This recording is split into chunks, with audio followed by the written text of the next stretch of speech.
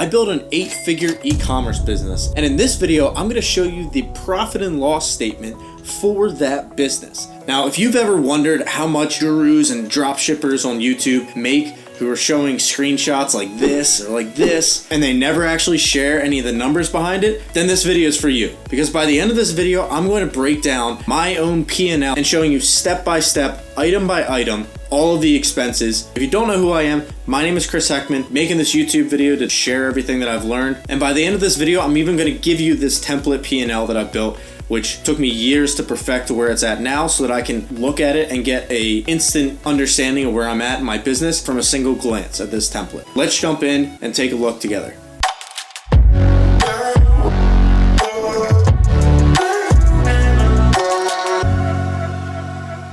First off, if you're wondering what kind of e-commerce business is this, like is it drop shipping, making and designing our own products, it was a hybrid. So it was a combination of print on demand, fulfilling products through an app called Printify, which has its own network of printers. We simply send them our orders and then they print our designs on the products and then ship them out to the end customer. Fairly easy, but there were certain products that Printify was not able to make, that we would have our own suppliers manufacture the goods and then ship them to the United States. And these were products that we had tested and proven. We were pretty confident that they were going to work out. So we weren't really taking too big of a risk on any of the inventory we were purchasing. This is the P&L for one of the brands that we had throughout 2021. What I'm going to do is go through each of the items and point out our good months, our bad months, what happened, and then just give some overall clarity for what you're looking at. This is something that 90% of gurus will never show you. I've never seen somebody else show their P&L, but I feel like it's super helpful to give some context to like what these businesses actually involve. So up here at the top, we have our gross sales and Shopify shipping. So what that means is that's the cost of the product plus the cost of shipping that the customer paid to us. The dropshippers like showing their videos like that, showing their sales, that's the number that they're looking at. And so you can see that in 2021, on this brand, we did a total of $5 million in total sales. Now, obviously, not all of that is profit, not even close to that. So out of those $5 million, our biggest expense by far were our cost of goods, which is the cost to actually fulfill the product. This is what we were paying to Printify and to our other manufacturers. That totaled about $2 million. So right off the bat, out of the $5 million, we had about $2 million in cost of goods expenses. And then on top of that, we had our Shopify discounts and refunds.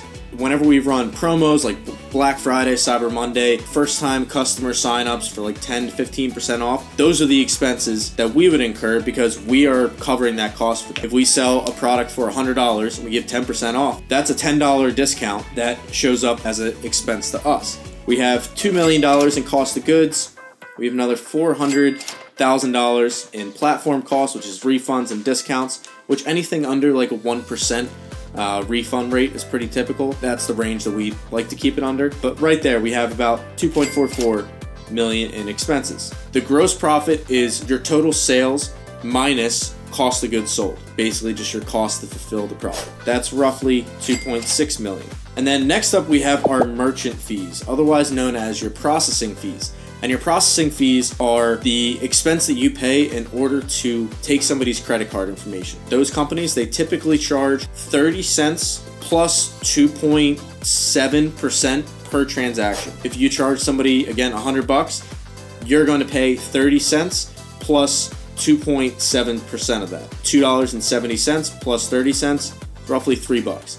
Normally comes out to roughly 3% of your overall sales. Next up, and our second biggest expense by far, is our advertising expense. This was a very advertising heavy business, like Facebook, Google were our primary two, and we were spending thousands of dollars every single day on these two platforms. There are lots of other businesses that you could start that are not as ad intensive, but we preferred it that way because we had the ability to control when we were making sales. Like we could throttle it up, throttle it down.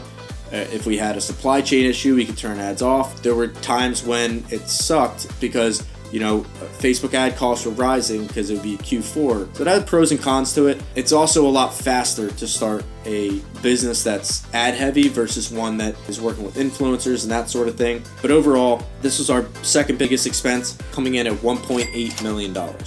Next up are general expenses. So these are our overhead costs. This is our Shopify fees, Shopify apps, and then any like softwares that we use, such as like Hyros or Magix or Canva, or a bunch of different ones. Those are all of our overhead costs that totaled about $122,000. And you can see that these stayed pretty consistent throughout the course of the year.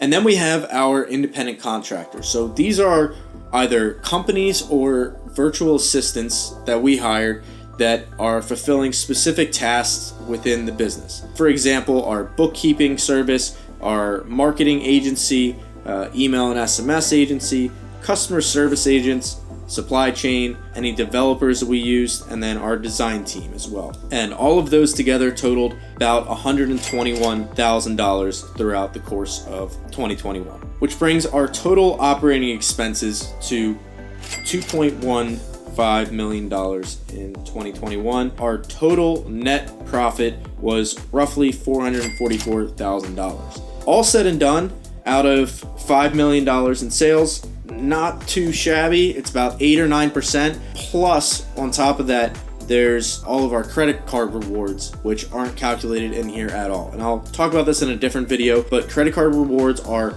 one of the biggest margin improvers that you can have in an e-commerce business. Like, we were making upwards of 6 figures a year off of non-taxable cashback rewards on like our Capital One Spark card, for example, alone. So I'll talk about all that in a different video, but this is just the bottom line. And like I said, we by no means did this perfectly, especially in hindsight. There were a lot of areas that we could have saved and like made improvements to the business that would have helped out our margin tremendously. For example, was up here in our cost of goods sold, we could have lowered this number dramatically if we had made the move to switch from an on-demand supplier to buying that inventory in bulk and shipping it to our own warehouse. If we had made that move, it could have saved us hundreds of thousands of dollars per year. The second biggest one by far is our advertising expense. We could have been smarter about our advertising strategies that wouldn't have been so costly, primarily around focusing on maintaining a customer relationship for the LTV, or lifetime value, rather than just optimizing around the front end cost per acquisition. We could have done a better job of like building long-term relationships with customers instead of optimizing around like how do we get the most profit out of the front end. Those are just two examples of like ways that this number could have been much, much different. We made a lot of mistakes along the way, but there were a lot of things we did do right.